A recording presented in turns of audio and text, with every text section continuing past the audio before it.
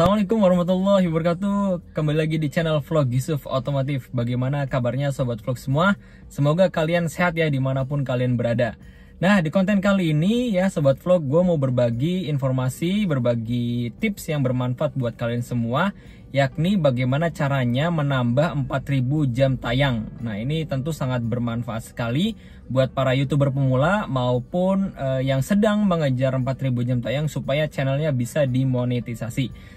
Nah, tips ini itu berdasarkan pengalaman gue pribadi ya, memulai channel ini dari awal hingga sekarang bisa dimonetisasi. Bagaimana caranya? Ikuti tips-tips berikut ini. Check it out. 4000 jam tayang tentu bukanlah hal mudah ya sobat vlog, karena beberapa teman dari komunitas YouTuber itu kejar-kejaran dengan waktu untuk mencapai 4000 jam tayang ini. Karena 4000 jam tayang itu bukanlah hal yang mudah dan bukan hal yang gampang juga ya menurut gua. Tapi selagi kita mau berusaha dan bekerja keras, apapun hasilnya pasti kita akan mendapatkannya ya. Sobat vlog, gue udah merangkum ya 5 cara bagaimana mendapatkan 4000 jam tayang secara cepat, mudah dan efisien ya, dan tentunya efektif. Yang pertama, kita harus membuat konten yang menarik ya. Konten yang menarik ini adalah satu hal yang wajib buat kalian YouTuber pemula ya, karena si konten menarik ini bisa membuat viewer kita ya atau penonton kita itu memiliki retensi penonton yang bagus ya kan. Karena kalau kita sebagai YouTuber ya kan, retensi penonton itu sangat penting ya. Si penonton itu berhenti menonton kita menonton konten kita di menit keberapa. Ya, misalkan dari 1 sampai 5 menit, si penonton menonton kita hanya 1 sampai 3 menit aja. 3 menit sampai 5 menit itu dilewat ya, atau di close si konten kita tuh. Nah, itu tentu bukan perkara yang mudah ya kan. Tapi kita sebagai YouTuber pemula, it's okay lah. Kita harus membuat konten-konten yang memang sesuai dengan hobi kita, minat kita, karena itu prosesnya learning by doing ya sobat vlog. Nah, karena pengalaman gue pribadi ya kan, secara pengalaman pribadi YouTuber pemula ya kan, poin ini tuh sangat berdampak banyak banget ke penonton kita ya. Karena misalkan aja kalau teman-teman YouTuber pemula lihat, nah itu ada salah satu konten gue yang bernama fungsi transmisi matic ya. Itu penontonnya udah 9 ribuan ya, mulai dari awal di-upload. Kalau nggak salah Oktober ya, coba nanti koreksi ya.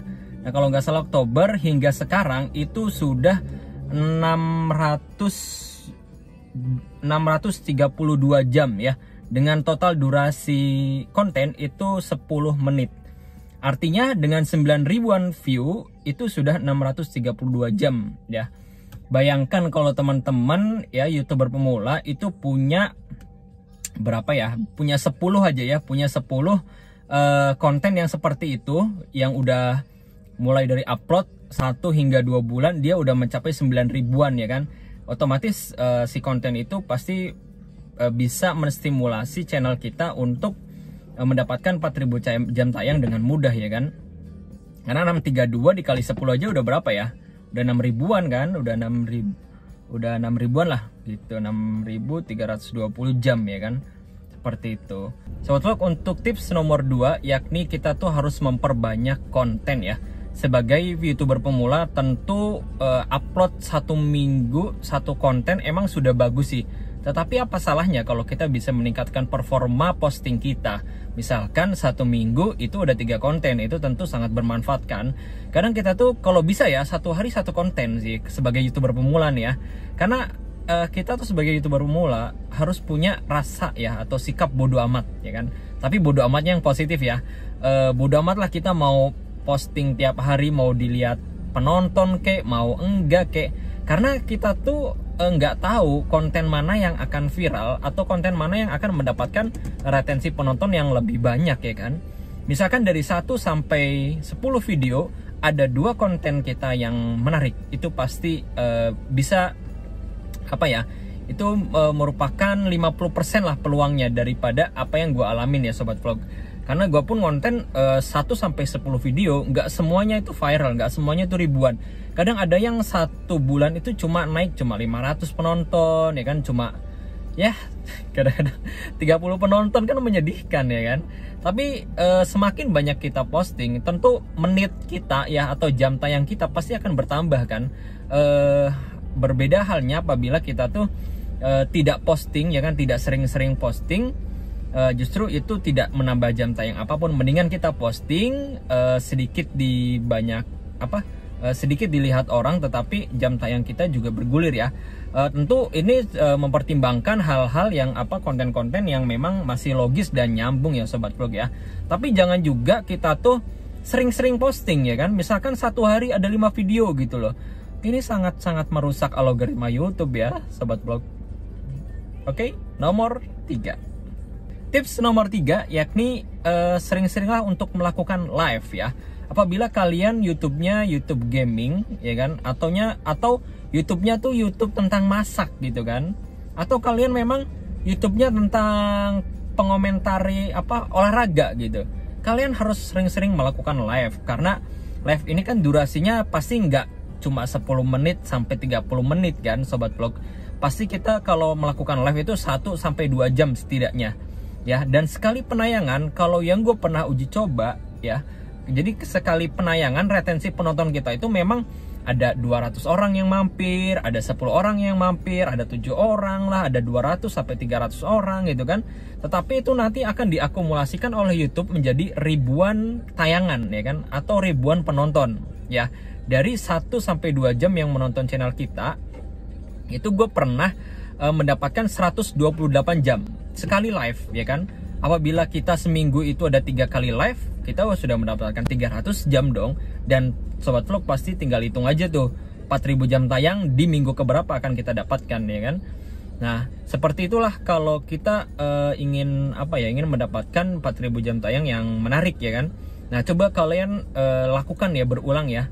Nah karena live ini memang kalau yang bola saran gua, jangan melakukan live yang memang punya hak cipta ya kan gitu. Atau kita nonton, kalau kita posisi di Jakarta, di Bekasi, kita nonton BRI Liga 1 langsung kan ke tempatnya gitu, ke stadion mana gitu, Stadion Patriot misalkan.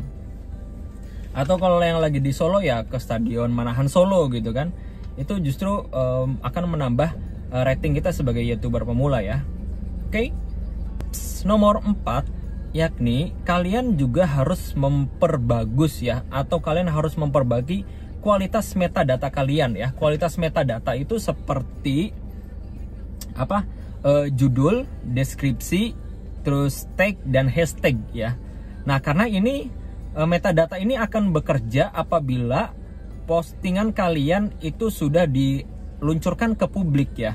Kalau masih pribadi atau masih tidak publik, metadata itu tidak akan terbaca oleh YouTube. Tapi kalau kalian sudah luncurkan ke publik, metadata itu akan akan menyajikan gitu loh. Ibaratnya kalau kalian punya satu masakan ya, kalian sajikan dengan menarik ya, satu piring masakan ya, kalian sajikan dengan menarik. Misalkan di piring itu ada buah-buahan, ada rendang, terus sambal merah mencolok ya kan, terus siraman kuah santan yang sangat kuning dan menggoda. Tentu itu kalau kalian sajikan ke penonton pasti kalian langsung dilahap ya kan.